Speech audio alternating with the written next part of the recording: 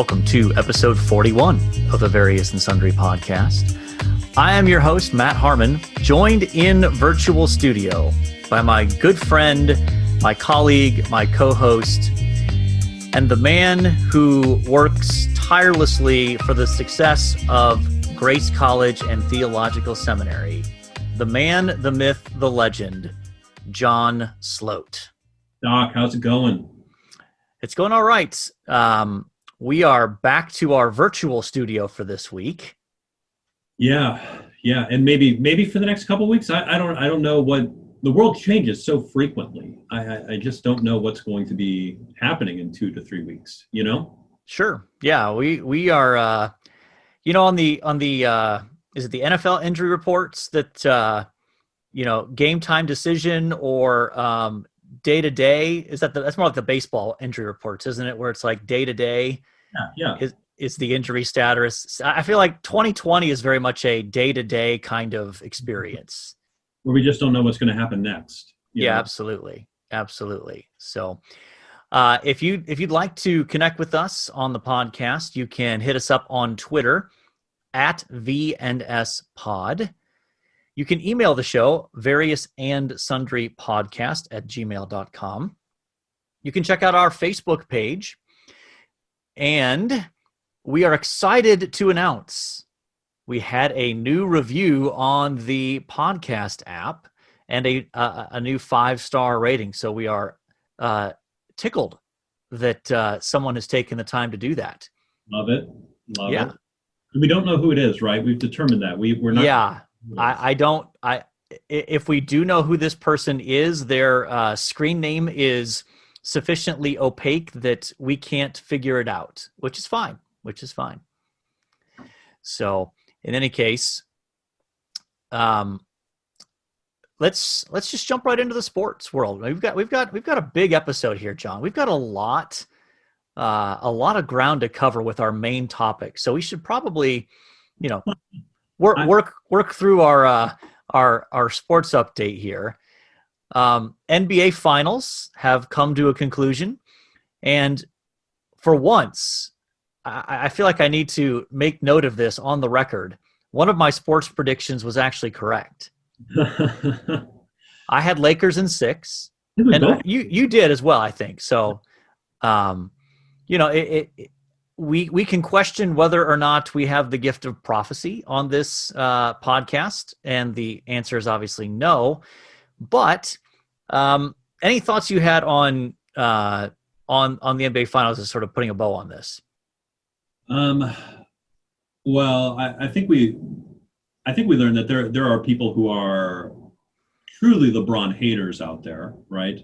Yeah.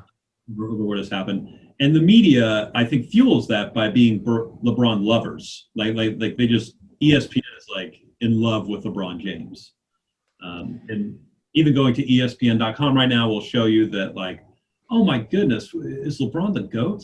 Is he better than Jordan?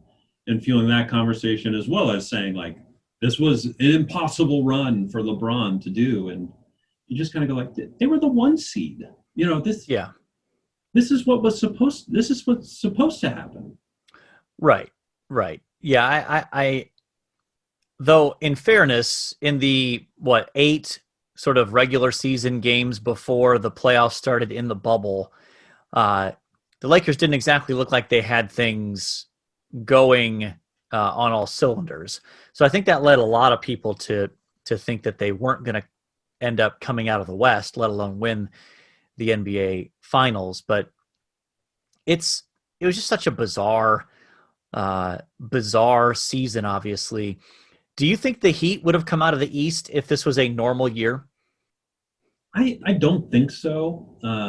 But I found the Heat a lot of fun to watch. I mean, they had some fun players out there. And Jimmy Butler, I think he was already a top 15 player, but he was toward the bottom of that list. And now I think he's raised his game in the postseason here quite a bit. Yeah. Again, I think one of my bigger takeaways is I had not necessarily given Eric Spoelstra the credit he deserves for being an outstanding coach. Yeah, I agree. He got his 2 NBA championships with the Heat, having LeBron and Wade and Chris Bosh. And I think a lot of people, including myself, kind of concluded from that he was just kind of there to turn the lights on, roll the basketballs out, and make sure the team showed up on time. And then pretty much from there, it was, LeBron and Wade and Bosh who did everything. And I think the fact that Spoelstra has managed to take this particular team to the finals demonstrates his skill as a coach. I think at least for me, it cemented he's a legitimate, one of the 5 best coaches in the NBA right now kind of guy. And there was, when LeBron was in Miami, there was calls for Spoelstra's head. They were saying, like, Pat Riley, come out of the GM seat and coach the team. This guy doesn't know what he's doing. He's too young. He's too inexperienced. But clearly, he's got a very good basketball mind. Yeah, absolutely. The ability to coach. So let's move on to the NFL Week 5, your beloved Jets. Yeah, not good. No. 0-5, and I don't see how that changes. I think we could lose them all, really. I don't know. You think that, and then my guess is they'll find a way to win 2 games. Well, 2 games I wouldn't be too upset with. If we found a way to win 6, I think I'd be upset, because that's going to put us in bad draft position. So I'd rather lose 2 or less, or win 2 or less. Excuse me. Well, of course, you'd rather lose 2 or less. I mean, I'd be out in the other direction. Yeah.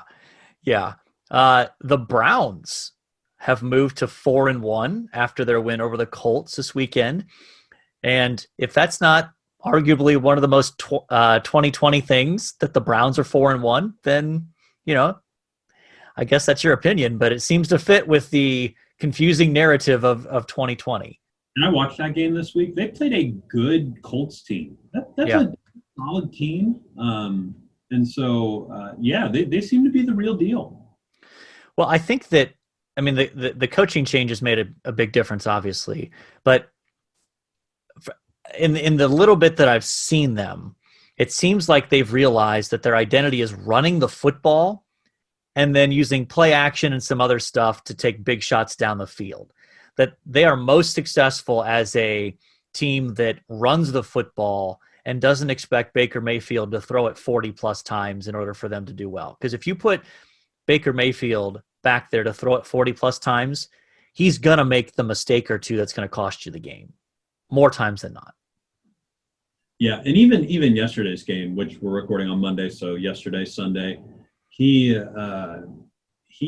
made a couple of big mistakes out there, threw a couple of bad interceptions, but it didn't cost them the game, and they were able to build up enough of a lead to really take it on. And so the Browns have been fun to watch this year. It's been good. They may be playoff bound. Yeah, one of the other big headlines from the NFL weekend was Dak Prescott having a gruesome ankle injury. Did you actually see the footage of this?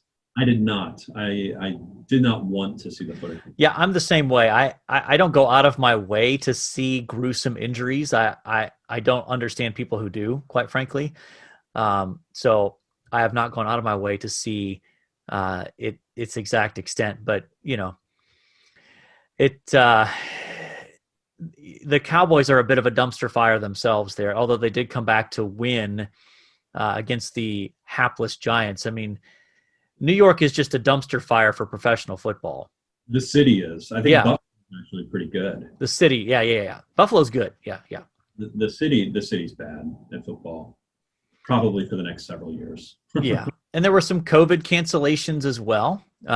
So you've got some things going on with that. I want to talk a little college football. I know you're not as big a college football fan. I'm not. A good 15, 20 seconds of college football here.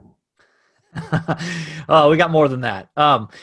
One thing that's interesting is that I don't have the exact final score in front of me here, but the SEC, they've stopped playing defense. Their defense is, I think Alabama won their game. What was it? It was something like 62-48 or something like that. I mean, it's some crazy number like that where it looked more like a Big 12 score. And one of my bigger takeaways is actually, you didn't unless you saw it on social media, there was the ending of the Arkansas-Auburn game. Did you see any buzz about this?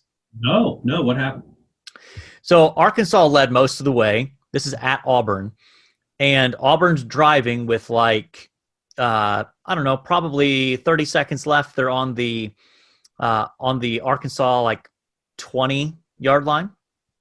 And they go up to they got some yardage and they go up to spike the ball because they've got no timeouts.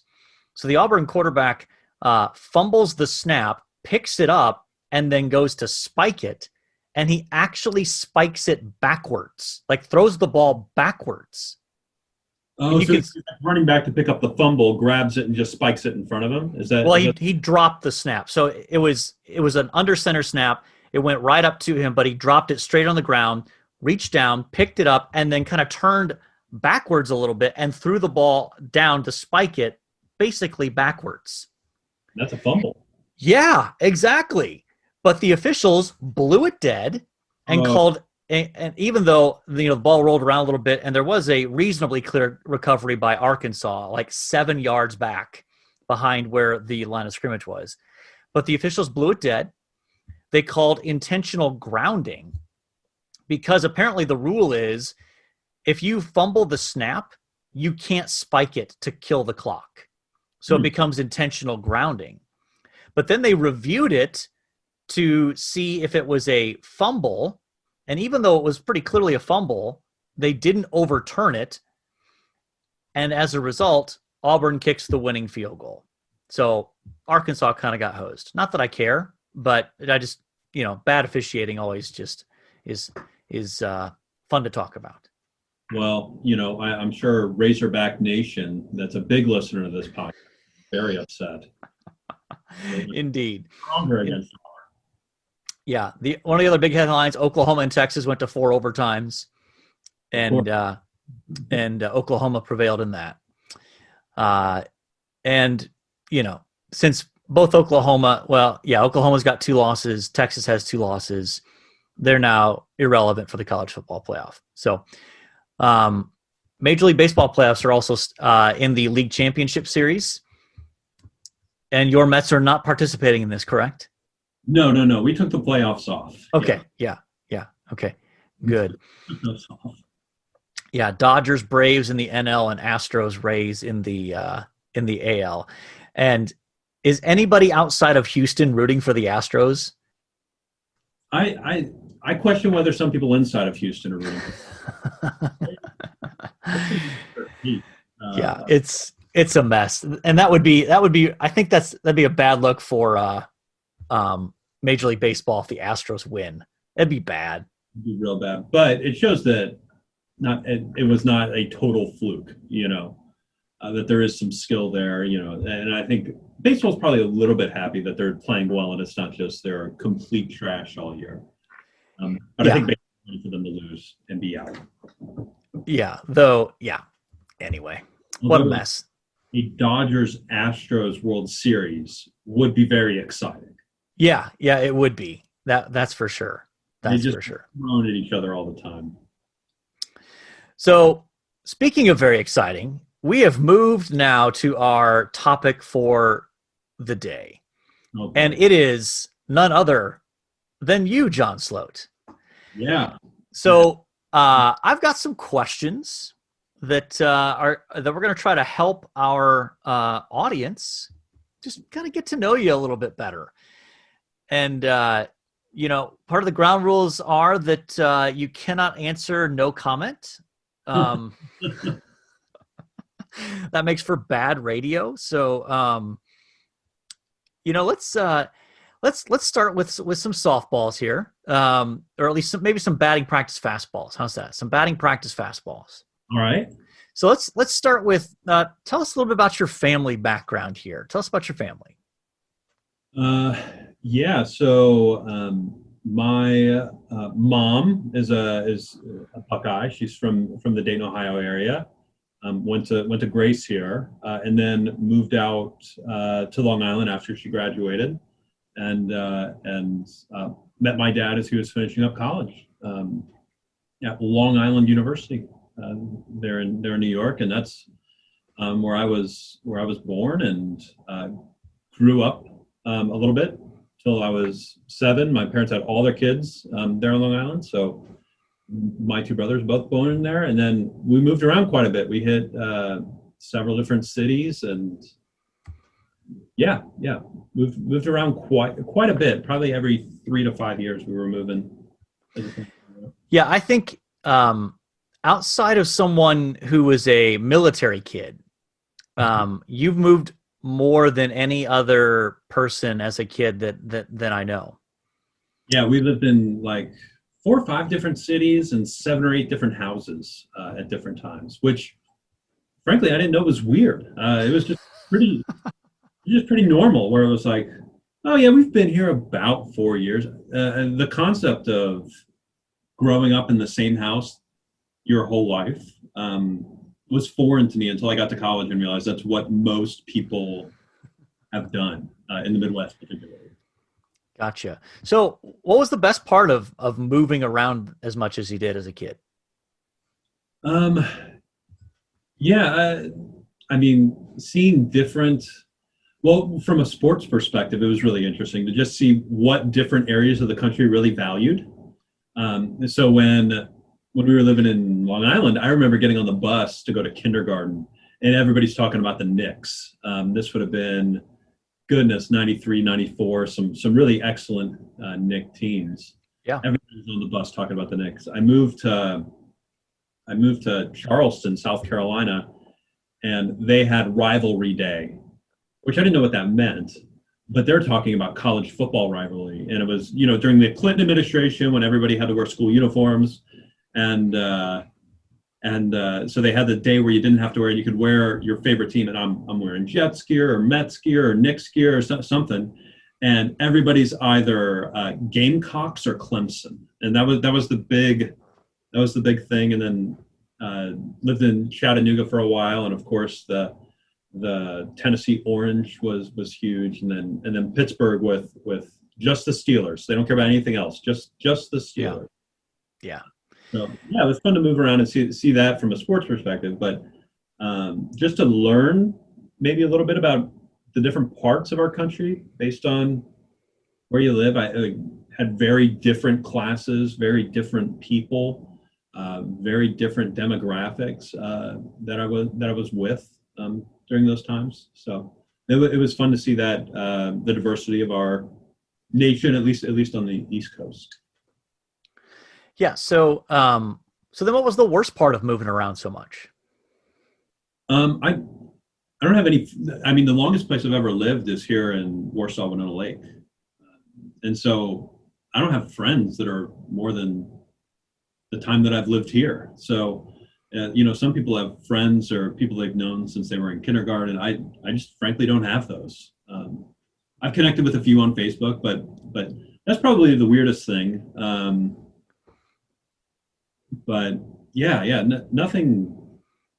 I don't know. I don't have anything to compare it to, so. Sure.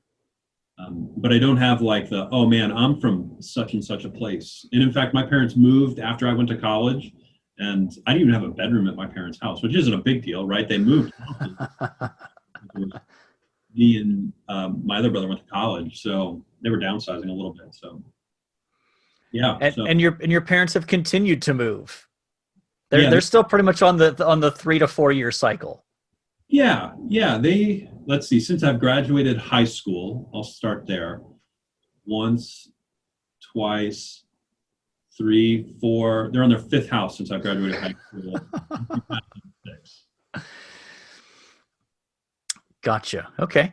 Well, why don't you tell us a little bit about your educational background, and you can take that in whatever direction you want to go with that. Yeah.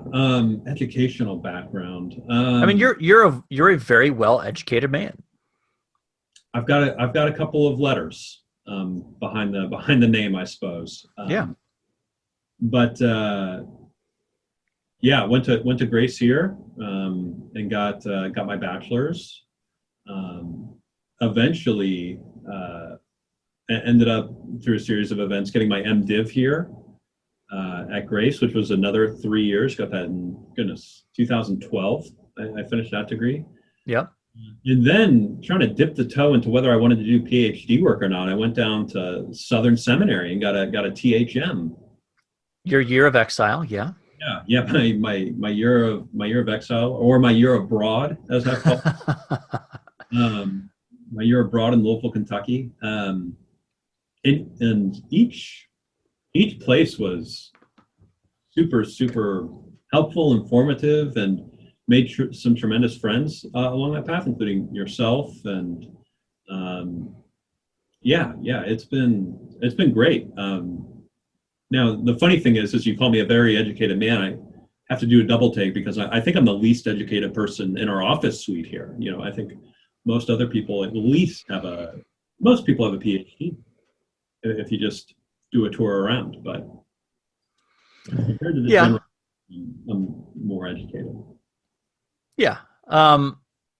In terms of before you got to Grace, though, tell us about your education experience in elementary school, junior high, high school. Was it Christian school, private school, public school? What kind of, or a mixture of all three? What was that like? Yeah, it was a mixture of Christian school and public school. So when we were in New York, I went to private Christian school, a Lutheran school, in fact, that was right down the road from where my parents lived, on 15 Flower Lane, Center Ridge, New York. You can Google Earth it later. That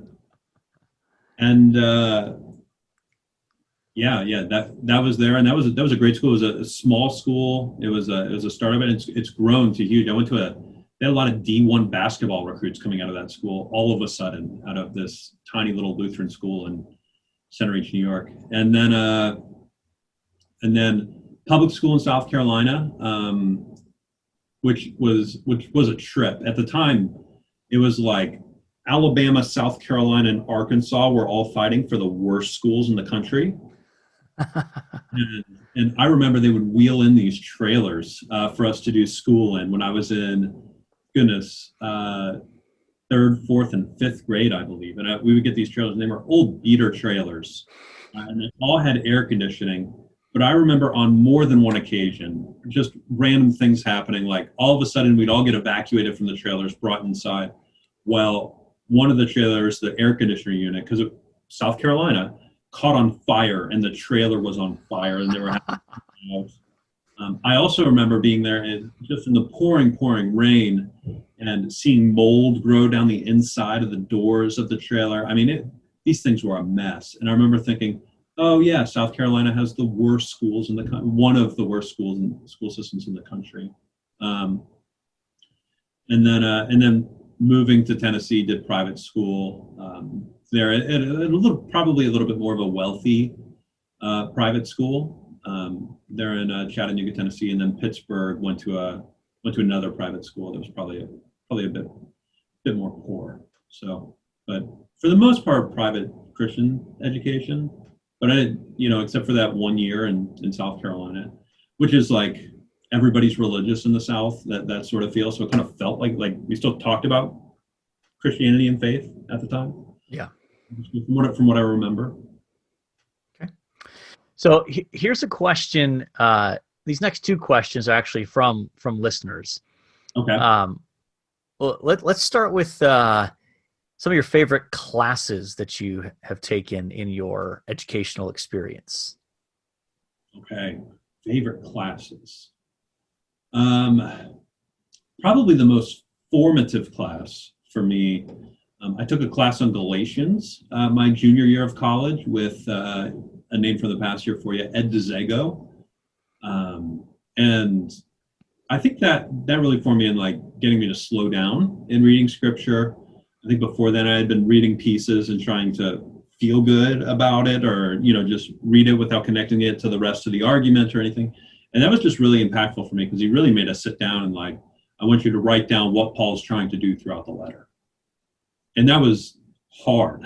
I Yeah. remember sitting in the library just reading Galatians 6, 7 times through and just trying to figure out why is he saying what he's saying. And that was a life-changing question for me, trying to figure out why Paul was saying what he was saying. And then, oh my goodness, I took a Romans class with Tom Schreiner down at Southern, where we would go through his commentary on Romans, and we'd make appeals sort of based on his commentary, sort of trying to get an attaboy moment out of him. And he would regularly go just like, actually, I've changed my mind on that since writing that commentary. And then you start writing that in the margins, and now he's come out with the second edition, so that's all useless. Yeah. But yeah, those were, as well as taking New Testament theology with you was a very formative class. Yeah, I would say those are probably some of my favorite classes that I've taken. Okay. And when it comes to favorite roommate or suite mate during your educational experiences? And I'm told by this listener that there's a right answer. Yeah. Jordan Weddle is the right answer. So I had Jordan Weddle as a suite mate for 2 years, and I can neither confirm nor deny that. Yeah. So Jordan was my suite mate when I was a graduate student at Grace, and we had a great time, and even like having some intentional discipleship and spiritual conversations during that time was great with him. So cherish that time and think about it fondly often. Nice. Okay, so tell us a little bit about your vocational journey. My guess is that when you were a kid, you weren't sitting there thinking, when I grow up, I want to be the director of the blended program for Grace College and Theological Seminary and teach classes and that sort of thing. My guess is that wasn't your vocational aspiration. So actually, let me start with, besides wanting to be a professional athlete, which I think most boys want to be when they're growing up, if they're into sports. Besides that, what were some of the things that when you were a kid, you thought, maybe I want to be this when I grow up? Well, I think I had some pretty traditional firemen, policemen, those sorts of things, because I had neighbors in particularly in New York that were those things. I actually I would say initially probably hockey player. I know we said not athlete, but specifically hockey player, watching the Rangers win the cup, and I think '94 in New York was probably the first sports thing I really got into. And then, my goodness, I don't remember having like a clear, like, I must do this. Remember in middle school, there was a time when I wanted to be a lawyer. But then I realized I don't like conflict that much. So why would I do something that is oriented around conflict? I said accountant for a time because my dad's one. I said teacher for a bit, but that was short-lived when I was young. But yeah, those are sort of the areas that I think of. So then, how did you end up where you are today? Like, how do we get to the point where you're in this position today? What sort of steps along the path kind of transitioned you and moved you in these directions? Yeah, I've never been one that has felt a really, really specific or strong calling. I think my specific calling is probably much more be faithful and do what's right in front of you well, and look for opportunities to grow it. I think that's probably look for ways to improve it. Has sort of been probably more my calling than anything, which is of course super vague. But after finishing my degree at Southern, where I was working the factory floor with a master's degree, right? Which was wonderful. I learned a lot about project management in that job and seeing something through to the end. That was a really great informative job. But I knew I wanted to get back into back into student development, so mentoring students, working with students. But beyond that, I got hired here as an RD, right? I got hired as a resident director and brought on to Grace for that, and really enjoyed that. Did that for about 4 years, and was constantly trying to change things that we're doing there, going from, some of the forms that we were using, different things like that were felt way out of date, and so had an opportunity to update some of those things and spearhead new things that we were doing and different things like that. And that was always really great.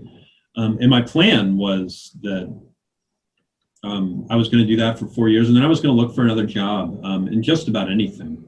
4 or 5 years, I was going to look for another job in just about anything, just because the pace of that and living in the dorm was hard and difficult. And a lot of middle of the night phone calls. So I started applying around the country at universities to either work with students or work in student affairs in some capacity. I never thought that, I didn't even know this job existed that I currently have. And I think it's a combination of, certainly God's grace to me, but a combination of the people between you, Aaron Crabtree in Student Affairs, and John Lillis, who has since retired, that I have the job that I do. That I think the three of you, independently of one another, all mentioned the position to me. And so, unless there's more backstory to that, and you guys were talking, but I remember you mentioning it to me in the basement. I remember Aaron pulling me into his office, and we talked, and he and I talking about it for 90 minutes, and then John Lillis finding out that I had a THM and a separate meeting for another thing, and going like, "Why the heck are you in the dorm?" Basically. John, I'm surprised at you to think that there was this massive deep state conspiracy to get you into that position. So three people. That's all I'm saying. Three people. You heard it here first. You've unmasked the conspiracy theory. QAnon strikes again. So yeah, we could do a podcast episode about that. Or not. But yeah, that's how I've ended up where I am now. And goodness, I find myself employing project management skills. I'm finding grant writing seems to be something of a strength here. I'm frankly, some of the best training I had was being a waiter at Applebee's and having like a few minutes to sell people on some upgrade they should have, and talking to them about master's degree programs. And I'm using a lot of my RD experience talking about calling and, my goodness, where are you going in life, and those sorts of things. Gotcha. So we are coming up on the 6-month mark of you being, 5-month mark of you being married. Yeah. So in 3 days. Yeah. So you and your lovely bride, Andrea. Tell me about maybe one of the biggest surprises in marriage so far. One of the biggest surprises. Yeah, maybe something that you're not that you didn't expect that has been the case, or I'll just sort of leave that generally broad for you to address. Yeah. Honestly, probably the first thing that comes to mind is I snore way more than I ever realized.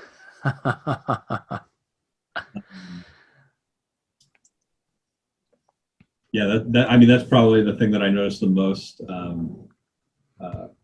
about myself. And then I think we're slowly becoming like one another. I don't know if that makes sense. That Yes. I'm picking up a couple of her habits. She's picking up a couple of my habits. I think that's some of the things we're picking up about one another as we go along. Very good. Very good. Okay, on to something completely different now. Let's talk some sports. Let's talk about most painful sports memory from one of your sports from one of your favorite sports teams, and this was a another listener submitted question here. Good to know our listeners skew negative. Hey, you no. We had a listener ask who your favorite roommate was. That's a positive question.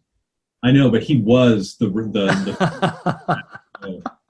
that just feels really self-seeking, you know.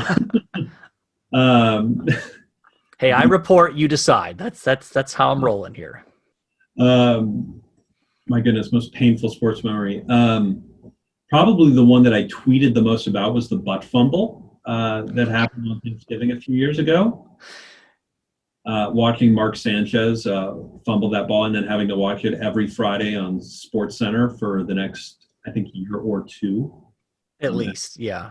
Not top 10. And they just basically retired it because it wasn't getting dethroned. Gotcha. That one, and then probably one more related to the actual outcome. I think it was the 05 Mets where Carlos Beltran struck out third pitch looking in the NLCS, and they lost the game to the Cardinals. That was a tough one. Trading Patrick Ewing was another tough one. Okay. Goodness. Yeah, I think those are the main ones that I think of. Those are all pretty painful. Gotcha. Okay, so what about favorite sporting event you've attended? You've attended a decent number of sporting events. Yeah, probably one of the more interesting things I've done is my senior year of high school. We were living in North Pittsburgh, and my dad won 2 tickets to every home Steelers game that year. And so me and my dad went to most Steelers games that season. We gave a couple tickets away. I think I was doing a college visit. He wasn't able to. I wasn't able to go to one. But yeah, my senior year we went to just about every home Steelers game, and that was the year they won the Super Bowl, the 06 Super Bowl. So that was really cool. And seeing Jerome Bettis' last game was pretty good. But probably the best is we went with my dad and my brothers to the Final Four one year in New Orleans, and got to watch the Anthony Davis play for Kentucky and beat Kansas in that game, and that was a lot of fun. Yeah, that was also the year that Kansas beat Ohio State in the national semifinal, despite Ohio State leading the entire game up until the last 2 minutes. But in any case, I remember you sending me pictures. You had like crazy nosebleed seats in the Superdome for that, right? I think we were 3 from the roof.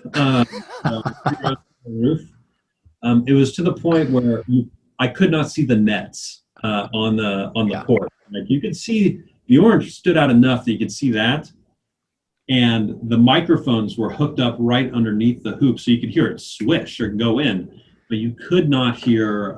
You could not see the nets. Yeah, it was delayed. Gotcha.